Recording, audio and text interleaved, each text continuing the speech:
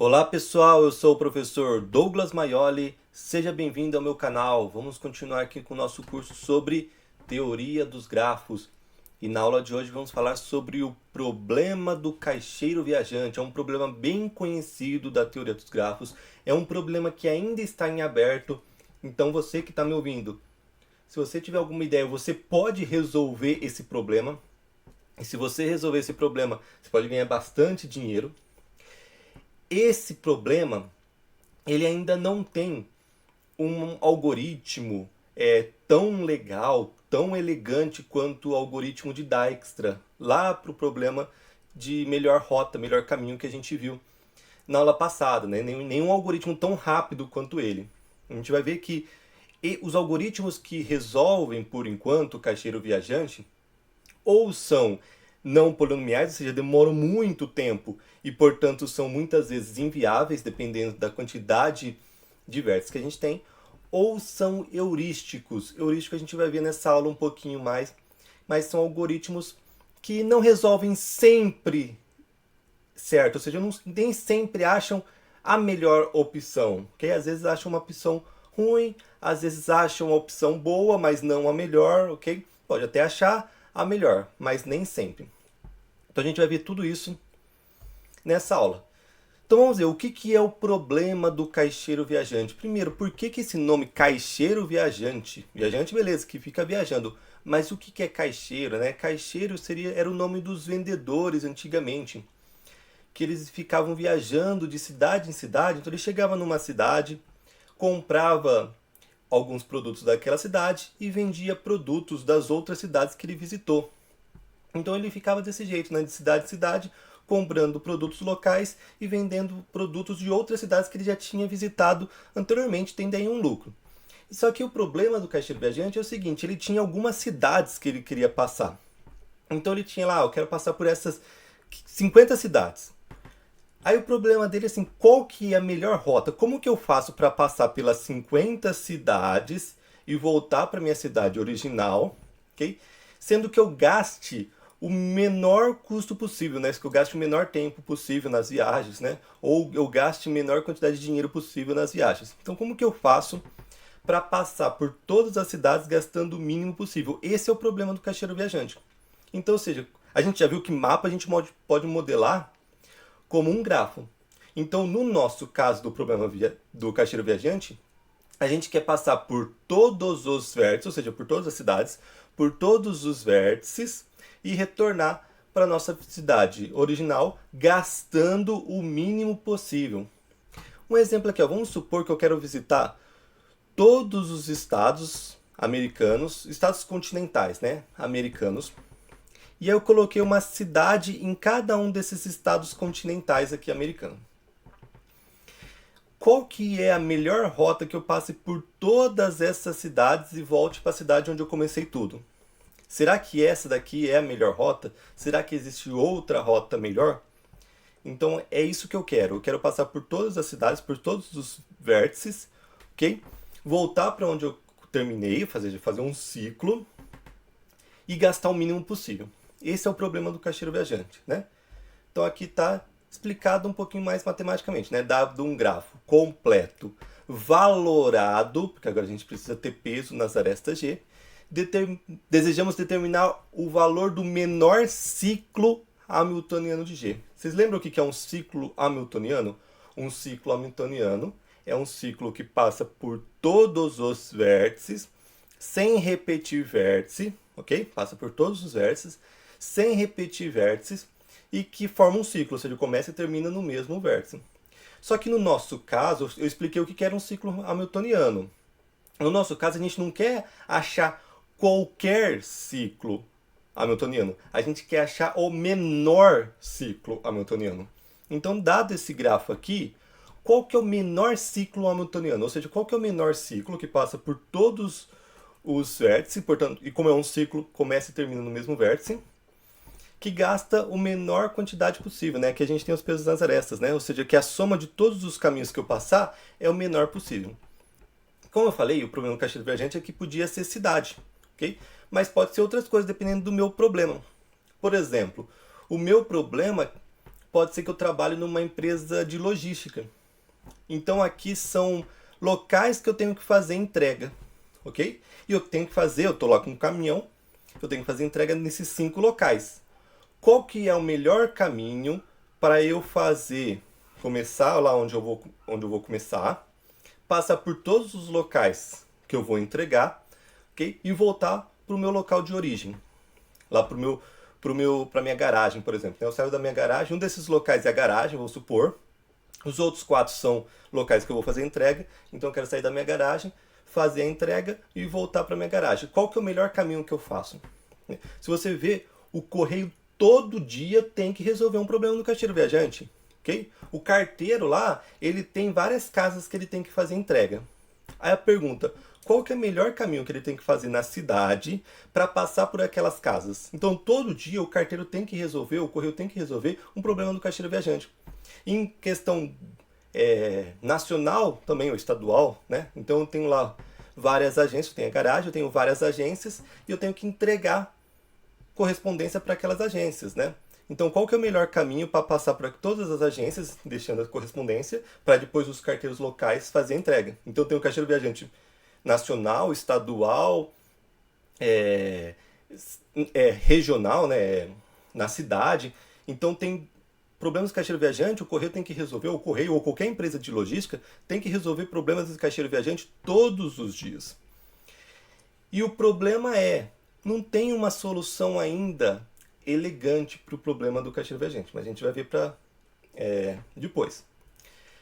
Antes, perceba que é um outro problema que a gente ainda não tinha visto. O que a gente viu por enquanto? Dado um grafo, como passar por todas as arestas. Isso é um problema.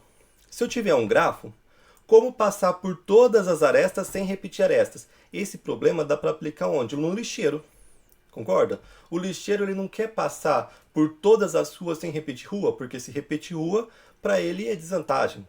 Então, o problema do lixeiro seria esse primeiro problema, passar por todas as arestas sem repetir aresta. Aí eu tenho um segundo problema. O segundo problema é o quê? Qual que é, dado 2 vértices num grafo, qual que é a menor distância entre esses 2 vértices? Que já é o problema do Google Maps, por enquanto, por exemplo. Vou dar 2 pontos, qual que é a melhor rota entre aqueles 2 pontos? Esse segundo problema de melhor rota entre 2 vértices já é o problema do Google Maps. E aí a gente tem esse terceiro problema. O terceiro problema que é o do caixeiro viajante, que a gente quer passar por todos os vértices. Cuidado que a gente quer passar por todas as arestas. Por todas as arestas é o primeiro problema, que é do lixeiro. Agora a gente quer passar por todos os vértices. Precisa passar por todas as ruas da cidade? O correio precisa passar por todas as ruas da cidade? Não. Ele não vai fazer entrega em todas as casas da cidade. Ele vai fazer entrega em algumas casas da cidade. Então não precisa passar por todas as ruas. Não é o problema do lixeiro. Ele precisa passar por todas as casas. Qual que é a melhor rota que passe por todas as casas que ele precisa entregar? Okay? Esse já é o problema do caixeiro. Já é uma aplicação do problema do caixeiro viajante. Só que é o seguinte, os 2 primeiros problemas têm métodos polinomiais, métodos legais, métodos que eu estou chamando de elegantes, métodos rápidos. Só que esse terceiro ainda não tem, ok? Então, por enquanto, desses 3 problemas, o único que está em aberto para se achar um algoritmo polinomial é esse problema do caixeiro viajante. Os outros dá até para melhorar, otimizar os que já existem, mas já existem algoritmos polinomiais. Então, vamos só fazer uma ideia, seguinte, e se eu quiser, eu vou resolver o problema do caixeiro viajante. Qual que é a primeira ideia que eu vou ter? Bom, ver todos os ciclos hamiltonianos possíveis, ok? Eu vou pegar todos os ciclos possíveis, todos os caminhos possíveis que passa por todos os vértices e começa e termina no mesmo vértice. E eu vou pegar todos esses ciclos possíveis. Quantos ciclos terá? Então é o seguinte, ó, como ele vai fazer um ciclo, vai começar e terminar no mesmo vértice, ok? Eu vou começar em qualquer vértice que vai ser indiferente. Então perceba que ó, esse primeiro vértice ele tem 3 opções. Ele pode vir para cá, pode vir para cá, pode vir para cá. Ele vai ter 3 opções. Depois que ele escolheu uma dessas opções, ele não pode voltar, porque ele tem que passar por todos os outros antes de voltar para o original, porque ele começou. Então desses 3 ele escolheu um caminho. Chegou no outro, ó, o outro ele vai ter 2 caminhos possíveis, ok? Então era 3, agora tem 2 caminhos possíveis. 3 vezes 2, por enquanto, 6 possibilidades, né? Porque era 3. Para cada uma dessas 3, ela vai ter outras 2 possibilidades. Escolheu uma dessas. Aí o que acontece? Nesse caso de 4, ele não pode voltar para esse antes de passar por esse. Na verdade, nem pode, né? Começou aqui, né? Nem pode nunca voltar para esse. Voltar para esse só no final, depois que passar por todos os outros. Então ele vai ter que passar por esse. Então ele vai ter uma opção. Ok? Então vamos até escrever aqui, ó. Primeiro ele tinha 3 opções. Para cada uma dessas 3 opções ele tinha 2 opções. E depois que escolheu uma dessas 2 opções, ele só tem uma, que é para cá, por exemplo, depois volta. Ele só tinha uma opção.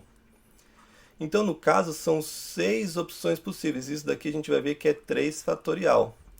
Então, se eu tiver um problema com 4 cidades, a gente vai ter o quê? 3 fatorial, que é 6 caminhos possíveis. Ok?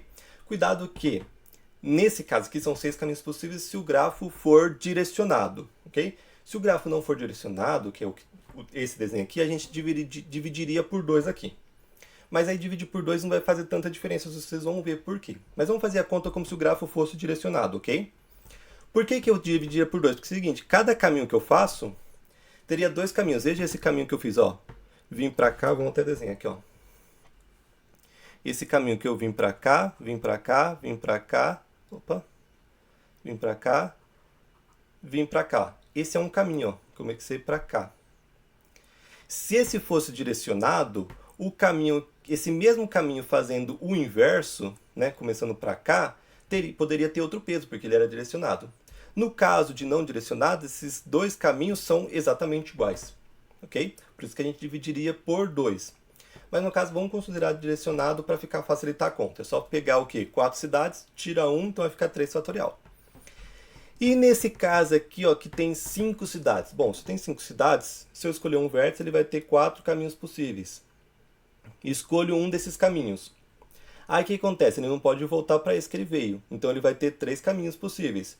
Escolher um desses 3, ele não pode voltar nem para esse nem para esse. Ele vai ter 2 caminhos possíveis. Então vai ficar o quê? 5, vai ficar 4 vezes 3 vezes 2 vezes 1, que é 4 fatorial. Então 5 cidades seria 4 fatoriais. Caminhos possíveis, 4 fatorial é o quê? 4 vezes 3 é 12, 12 vezes 2, 24, 24 vezes 1, 24. São 24 caminhos possíveis, pensando que o grafo é direcionado. Até aí, tranquilo, se o caixeiro viajante tem 4 cidades para passar, ele só tem que analisar 6 caminhos e ver qual que é o melhor. Ok. Se o caixeiro viajante tem 5 cidades para viajar, beleza. 4 fatorial, 24 caminhos possíveis. Ele analisa 24 caminhos possíveis, dá para até fazer na mão. Analisa os 24 caminhos possíveis, os 24 ciclos possíveis, na verdade, né? E vê qual que é o melhor. Até aí, tranquilo. Só que o problema é que se a gente for aumentando a quantidade de cidades, chega uma hora que não dá para fazer na mão, não dá para fazer nem no computador, ok? Por exemplo, se eu quero passar por 21 cidades, 21 cidades ainda não é nem o estado de São Paulo, ok? Eu quero passar por 21 cidades. 21 cidades são 20 fatoriais ciclos possíveis, caminhos possíveis, né? Porque a gente está diminuindo. 20 fatorial. Que número que é esse 20 fatorial? É esse daqui, ó. Esse númerozão aqui, ó, é a quantidade de caminhos, de ciclos possíveis que eu tenho que analisar das 21 cidades. E aí eu tenho que analisar cada um desses e ver qual que é o que tem o menor custo, para ver qual que é o ciclo ótimo do meu problema do caixeiro viajante.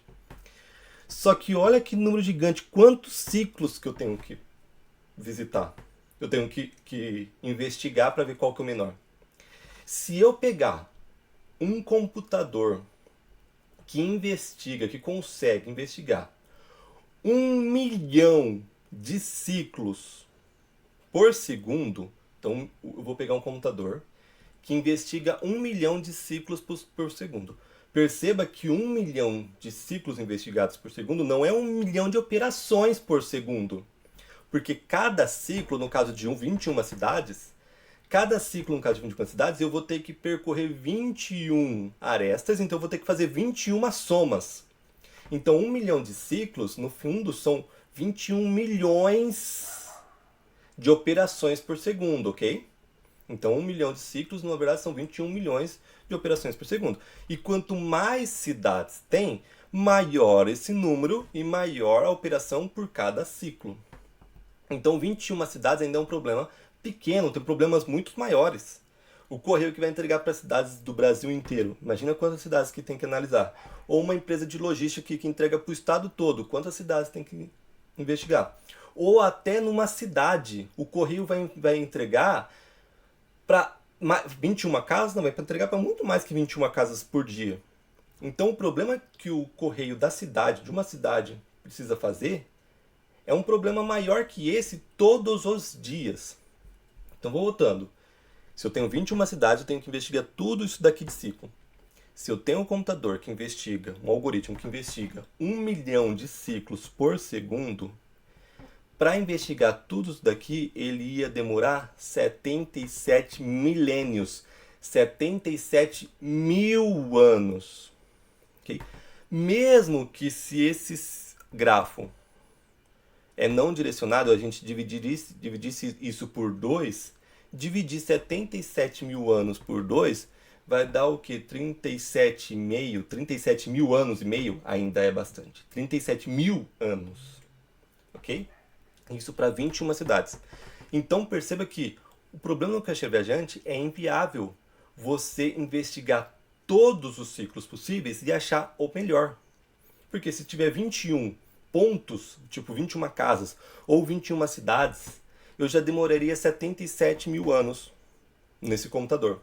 Mesmo se eu pegasse um computador mais rápido, um computador 70 vezes mais rápido, ok? Ia ser ali 1000 anos, ok? Então eu posso pegar o computador mais rápido do mundo. Se eu pegar para várias cidades, por exemplo, se eu pegar para todas as cidades do estado de São Paulo, o melhor computador do mundo ia demorar milhares de anos para resolver. Então é inviável você resolver o problema do caixeiro viajante desse jeito, de você ficar investigando todos os ciclos possíveis, ok? Então tem que se achar um outro. Existe um método que acha com certeza a melhor rota do caixeiro viajante, assim como acha a melhor rota entre dois vértices, como o algoritmo Dijkstra, como eu falei, por enquanto não. Mas como eu falei, pode ser você, o cara a descobrir esse problema. Então, ó, como eu falei assim, ó, esse problema do caixeiro viajante é muito conhecido e é um dos mais estudados hoje na pesquisa operacional, que engloba ali a matemática e a computação, ok? Como eu falei, ó, não tem nenhum algoritmo ainda eficiente computacionalmente para resolver ele. Tem algoritmos heurísticos, que a gente vai ver um, e ele é NP, ou seja, ele é não polinomial. A gente tem até esse problema P versus NP. Quem não assistiu minha aula de ordem de grandeza de algoritmo, assiste lá, eu vou até deixar aqui na descrição do vídeo essa aula, que eu falo desse P versus NP. O que é P? É polinomial. O que é NP? É não polinomial. Polinomial quer dizer que você não cresce muito rápido. Então o algoritmo consegue calcular, independente se é 20 mil, 10 mil cidades, ele consegue calcular em um tempo legal, um tempo rápido, ok? É possível calcular computacionalmente.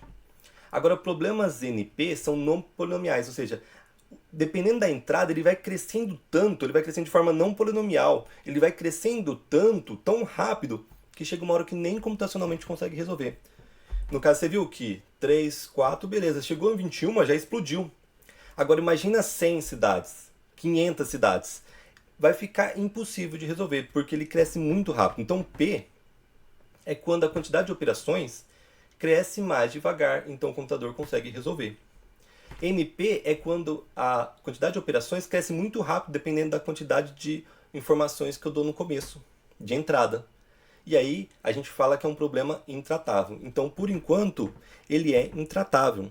Só que esse problema, P versus NP, é o seguinte: até hoje não se sabe se o P é igual ao NP. O que significa P igual ao NP? Significa que todos os problemas não polinomiais existe um método para se resolver polinomialmente. Mesmo que não se conheça existe um método que dá para se resolver de forma polinomial. Isso é P igual a NP, ou seja, não existe problema que é NP e nunca vai deixar de ser NP. Ok? Então, se alguém provar que o P é igual a NP, prova que todos os problemas não polinomiais dá para se encontrar um método, pode não se conhecer, mas dá para se encontrar um método que seja polinomial, ou seja, que seja tratável. E da mesma forma, a gente pode ter que o P é diferente de NP. O que seria o P diferente de NP? Significaria que existem problemas que são não polinomiais e que não existem. A gente pode estudar a vida toda, nunca vai encontrar, porque não existe uma forma de você resolver ele de forma polinomial. Então até hoje não se sabe se o P é igual a NP ou se o P é diferente de NP. Ok? E esse problema do caixeiro viajante, ele é fundamental nesse problema do P versus NP. Esse problema, inclusive, quem resolver ele já tem um prêmio de $1 milhão. Então, se você resolver esse problema, tipo, você provar que o P é igual a NP, ou você provar que o P é diferente de NP, dependendo do que você provar o que acontece com o P e com o NP, você já vai ganhar $1 milhão. Okay? E esse problema do caixeiro viajante é fundamental por quê? Porque se eu conseguir provar que o problema do caixeiro viajante é não polinomial e é impossível de achar uma forma polinomial de resolver ele, eu provo que o P é diferente de NP, porque existe pelo menos um problema que é não polinomial e que é impossível de ser polinomial. Porém, já existem pesquisas que mostram que se o problema do caixeiro viajante a gente descobrir um método polinomial de resolver ele, a gente consegue resolver todos os outros problemas não polinomiais, trazer para o mundo polinomial. Então, se o problema do caixeiro viajante vir para o mundo polinomial, a gente consegue trazer todos os outros não polinomiais também para o mundo polinomial. Ou seja, a gente prova que o P é igual a NP. Então, se você achar um método polinomial para resolver o problema do caixeiro viajante, você prova que o P é igual a NP, ganha $1 milhão. E se você provar que não existe um método polinomial para resolver o problema do caixeiro viajante, você prova que o P é diferente de NP e da mesma forma leva $1 milhão. Então, se você quer resolver esse problema e ganhar $1 milhão, comece investigando o problema do caixeiro viajante. E além disso, né, olha aqui que eu escrevi aqui, né, você pode ganhar $1 milhão, mas pode ser que a humanidade ganha bilhões aqui, né? Por quê? Porque se eu resolver o problema do caixeiro viajante, no caso, por exemplo, achar um método polinomial de resolver o problema do caixeiro viajante, vai ter coisas boas, mas também vai ter coisas ruins. Que coisas boas? Por exemplo, empresas de logísticas, né, como o Correio, qualquer outra empresa, que precisa resolver o caixeiro viajante diariamente, conseguiria resolver ele fácil. Então todo dia ele ia achar a melhor rota, todo dia ele ia economizar muito dinheiro do que ele gasta por não poder obter essa melhor rota. Agora, em contrapartida, se o P for igual a NP, vai ser possível, por exemplo, a criptografia que existe hoje já não seria mais tão útil. Por quê? A criptografia que existe hoje em dia, são métodos não polinomiais. Então é difícil de você quebrar um código ali na criptografia. Se você provar que o P é igual a NP, quer dizer que esses códigos podem ser feitos de forma polinomial, então você consegue quebrar mais rápido. Então tem a vantagem e desvantagem de você descobrir que o P é igual a NP, né? Tem a vantagem que vai ser economizado muito dinheiro nessas empresas, né? Transporte público, por exemplo. Só que, em compensação, vai ter algumas perdas, como, por exemplo, a criptografia, que não vai ser mais tão útil. Vai ter que se descobrir outras formas de você deixar mais seguro as transações, ali, por exemplo, da internet. Tá, já que a gente não consegue achar o melhor caminho procurando todos os ciclos possíveis, vamos falar de um método heurístico. O que é um método heurístico? Um método heurístico é um método que você vai se basear numa ideia boa. Você tem uma ideia boa, uma lógica boa para você resolver, para você usar nesse método heurístico. Porém, ela não é ótima, ela não é tão boa assim, porque pode ser que você não encontre o melhor caminho. Eu tenho métodos exatos, por exemplo, o algoritmo Dijkstra é um método exato.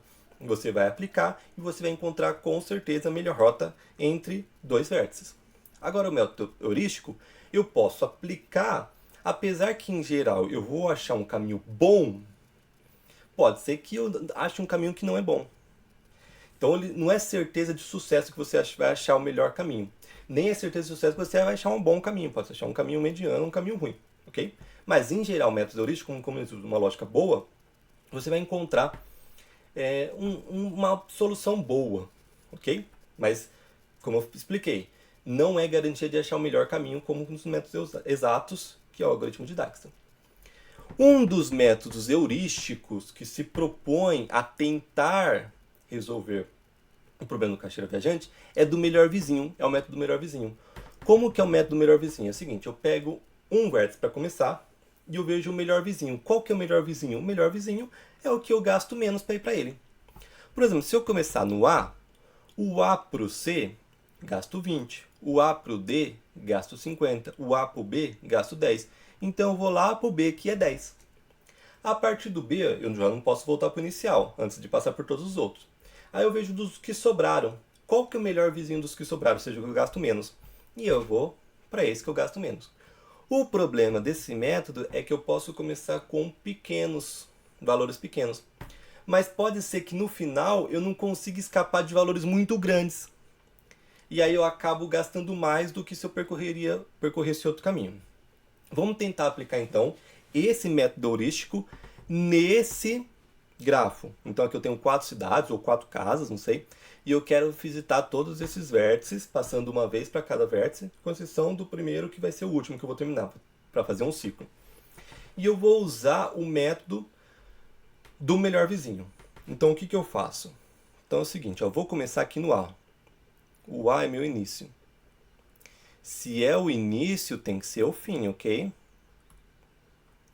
A partir do A. Bom, eu já falei que para o C é 20, para o D é 50, para o B é 10. Então, se eu comecei no A, eu vou agora para o B. E vou gastar quantos? Vou gastar 10. Do B, eu não posso voltar para o A, mas eu posso ir para o C e para o D. Tá, para o C é 70, para o D é 80. Qual que é o melhor vizinho para o B nesse momento? É o C, que é 70. Então, do B, eu vou para o C gastando 70. E o C? O C não tem opção. Só sobrou um que ainda não foi visitado, que é o D. Então o C não tem opção, ele tem que ir para o D. Gastando quanto? Gastando 150. E se eu tô no D, eu já passei por todos, o que eu tenho que fazer? Eu não tenho opção, eu tenho que voltar para o início. E aí eu volto para o A. Foi onde começou tudo, vai onde terminar tudo. Então veja que quando eu cheguei no C, e aqui do D para o A é 50, né? Veja que quando eu cheguei no C, eu não tinha mais opção. Eu tinha que necessariamente pro D, que era o único que não tinha visitado. E quando eu cheguei no último que não tinha visitado, eu não tinha opção. Eu tive que voltar pro A para formar um ciclo. Qual que é o tamanho desse caminho? Eu vou ver, ó, eu percorri um caminho de 10, depois de 70, 80, depois de 150, 150 mais 80 dá 230, depois mais 50, que vai dar 280. Então, esse caminho que eu percorri, esse ciclo, usando esse método heurístico, foi de tamanho 280. Só que qual que é o melhor caminho? Ok? Vou até colocar aqui, ó, o caminho que eu percorri. Vim nessa direção aqui, para o B, depois para o C, depois para o D, depois eu voltei. Qual que é o melhor caminho? É o seguinte, o melhor caminho, se eu começar no A, é vir para o D, gastando 50. Perceba que o melhor vizinho, esse método heurístico, já não viria para o D, porque eu escolho 10, eu escolho 20 ou eu escolho 50. Olha só, eu estou escolhendo o pior por enquanto. Aí depois eu viria para o B, que é 80. Aí depois eu iria para o C, vamos colocar aqui, ó, 80. Depois eu viria para o C, que é 70. E do C eu voltaria para o A, terminaria o ciclo, que eu já tinha passado por todos, que é 20. Quanto que dá esse caminho? Vamos ver, ó, 80 mais 20 dá 100. mais 70, 170, mais 50, 220. Então perceba que o melhor caminho é 220. Só que usando esse método heurístico, eu achei um caminho de 280. Então é só para mostrar que o método heurístico é um método que você usa uma lógica boa, é uma lógica boa, vai indo procurando os melhores vizinhos momentâneos. Só que você viu que no final eu tive que passar por um de 150 aqui, ok? E eu não tive escolha. Então é um método legal, só que não é garantia de uma solução ótima. Esses são os métodos heurísticos. Bom, e eu vou deixar para vocês um desafio. Esse é o mesmo gráfico que eu dei como um exemplo lá no começo dessa mesma aula. Eu vou usar esse método heurístico do melhor vizinho, começando no 1. E eu vou achar um ciclo que vai ser exatamente esse que está em vermelho. E aí eu vou deixar como desafio para vocês fazerem, usando esse método heurístico do melhor vizinho, começando a partir do vértice 2, depois o vértice 3, o vértice 4, o vértice 5. Então vocês vão ter que fazer 4 vezes esse método do melhor vizinho. Por 2, por 3, por 4, por 5 e eu vou fazer por 1. E aí para vocês verem se um desses daqui você vai achar uma rota melhor, ou pelo menos igual, do que eu achei. Se você achar, coloca aí na descrição que você achou, qual que é a rota que você achou, que é melhor do que eu achei. Então tá, vamos fazer o seguinte, ó. Eu vou fazer esse método heurístico do melhor vizinho, começando no 1. Então, ó, começa no 1. Aí do 1 é o seguinte, ó, eu posso pro 2, pro 3, pro 4, pro 5. Pro 2 é custo 2, pro 3 é custo 7, pro 4 é custo 1, pro 5 é custo 5. Qual que é o melhor? O melhor vizinho é o 4, que é custo 1. Tá? Então eu vou pro 4, que é custo 1. Do 4 eu não posso voltar pro 1, mas eu posso ir pro 5, custo 2, eu posso ir pro 2, custo 3, eu posso ir pro 3, custo 6. Qual que é o melhor vizinho disponível? É o 5, que é custo 2. Vamos marcar, o 4 já foi, o 2 eu cheguei, o 5 eu cheguei agora. Né? O 4 eu já cheguei, o 5 eu cheguei agora. O 5, qual que eu não visitei ainda? Nem o 2, nem o 3, tá? Do 5 pro 2 é custo 4, do 5 pro 3 é custo 8. Então vamos do 5 pro 2. Vou pro 2, que é um custo 4. E do 2, aí eu não tenho opção, né? O único que eu não visitei ainda foi o 3. Eu não tenho opção, vou pro 3, que é custo 5. Chegou no 3, eu não tenho opção. Visitei todo mundo, é voltar para onde começou tudo, que é pro 1, que é custo 7. E aí eu terminei o ciclo, né? 1, 4, 5, 2, 3 e voltei pro 1. Terminei o ciclo. Qual que é o custo desse trajeto aqui, né? Vamos ver, ó, 1 mais 3, 2 dá 3, mais 4 dá 7, mais 7 dá 14, mais 5 dá 19. Então, meu custo foi 19, usando esse método heurístico do melhor vizinho começando do 1. Começar no 2, aí você vê qual que é o tamanho desse ciclo começando no 2, usando esse método do melhor vizinho. E começar no 3, qual que é o custo? Do 4, do 5, ok? Pode ser que você faça de todos e ainda não ache o caminho ótimo? Pode ser. Pode ser que você faça de todos e o melhor vai ser o caminho ótimo? Pode ser, ok? O método heurístico não tem garantia nenhuma, em geral. Então é isso, a aula de hoje. Espero que vocês tenham gostado, ok? Continue aí estudando a parte de grafos, ok? Quanto mais a gente estuda, sabe, parece que a gente vai facilitando, né? Quanto mais você vai estudando, mais vai facilitando o aprender futuramente, né? Então, quanto mais você estuda, mais futuramente você vai ficando mais fácil de aprender. Então, nunca para de estudar, né? Tem uma coisa que fala que você aprender a vida toda, né? Então, você tem que passar a vida toda aprendendo. E tem uma coisa que aqui não sou eu só ensinando, né? Quando a gente ensina, a gente aprende junto também, né?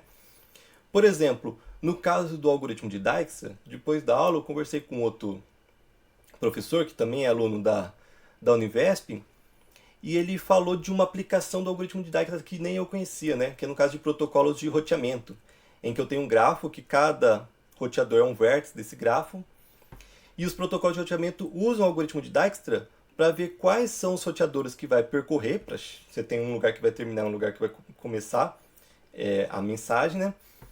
Quais roteadores vai passar para ter o menor custo possível, né? e aí eles usam o algoritmo de Dijkstra nesse caso também. Então a gente vai, eu e vocês, a gente vai aprendendo junto aí durante as nossas aulas, ok? Então era isso que eu queria deixar de mensagem final. Até a próxima aula. Bons estudos a todos.